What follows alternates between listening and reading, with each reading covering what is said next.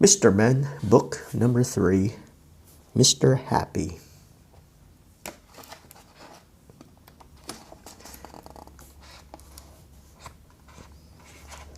On the other side of the world, where the sun shines hotter than here, and where the trees are 100 feet tall, there is a country called Happy Land.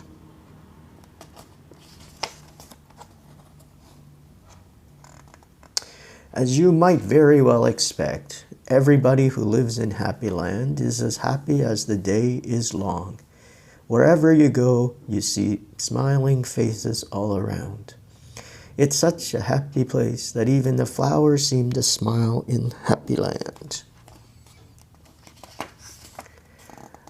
And as well as all the people being happy, all the animals in Happy Land are happy as well. If you've never seen a mouse smile, or a cat, or a dog, or even a worm, go to Happy Land.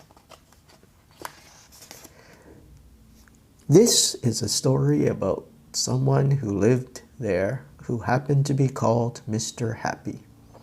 Mr. Happy was fat and round and happy.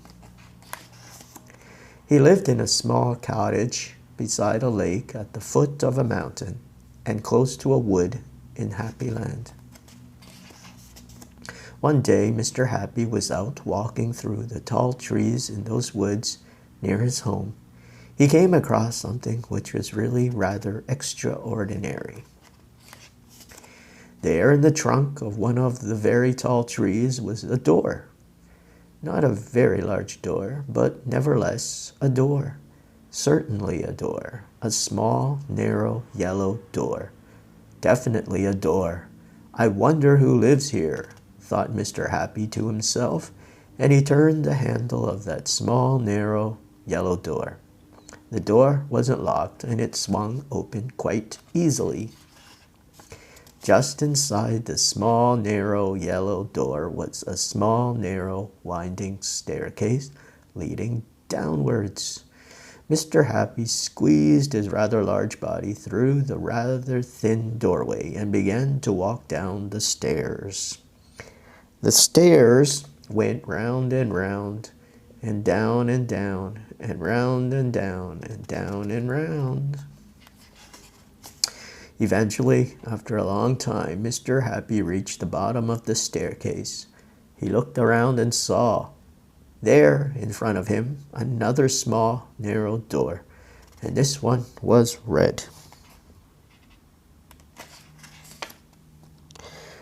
Mr. Happy knocked at the door. "Who's there?" said a voice, a sad, squeaky sort of voice. "Who's there?"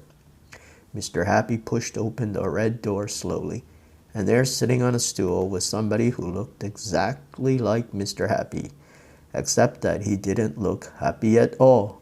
In fact, he looked downright miserable. "Hello," said Mr. Happy. "I'm Mr. Happy." "Oh, are you indeed?" sniffed the person who looked like Mr. Happy, but wasn't. "Well, my name is Mr. Miserable, and I'm the most miserable person in the world." "Why are you so miserable?" asked Mr. Happy. "Because I am," replied Mr. Miserable. "How would you like to be happy like me?" asked Mr. Happy. "I'd give anything to be happy," said Mr. Miserable. "But I'm so miserable, I don't think I could ever be happy," he added miserably. Mr. Happy made up his mind quickly. "Follow me," he said. "Where to?" asked Mr. Miserable. "Don't argue," said Mr. Happy, and he went out through the small, narrow red door. Mr. Miserable hesitated and then followed. Up and up the winding staircase they went, up and round and round and up and round and up until they came out into the wood. "Follow me," said Mr. Happy again, and they both set off through the wood back to Mr. Happy's cottage. Mr. Miserable stayed in Mr. Happy's cottage for quite some time. And during that time, the most remarkable thing happened. Because he was living in Happy Land, Mr. Miserable ever so slowly stopped being miserable and started to be happy. His mouth stopped turning down at the corners. And ever so slowly it started turning up at the corners. And eventually Mr. Miserable did something that he had never done in the whole of his life. He smiled. And then he chuckled, which turned into a giggle, which became a laugh. A big, booming, hearty, huge, giant, enormous laugh. And Mr. Happy was so surprised that he started to laugh as well. And both of them laughed and laughed. They laughed until their sides hurt and their eyes watered. Mr. Miserable and Mr. Happy laughed and laughed and laughed and laughed. They went outside and still they laughed. And because they were laughing so much, everybody who saw them started laughing as well. Even the birds in the trees started to laugh at the thought of somebody called Mr. Miserable who just couldn't stop laughing.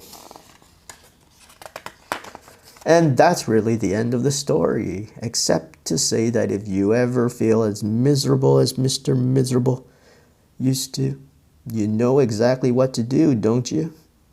Just turn your mouth up at the corners. Go on.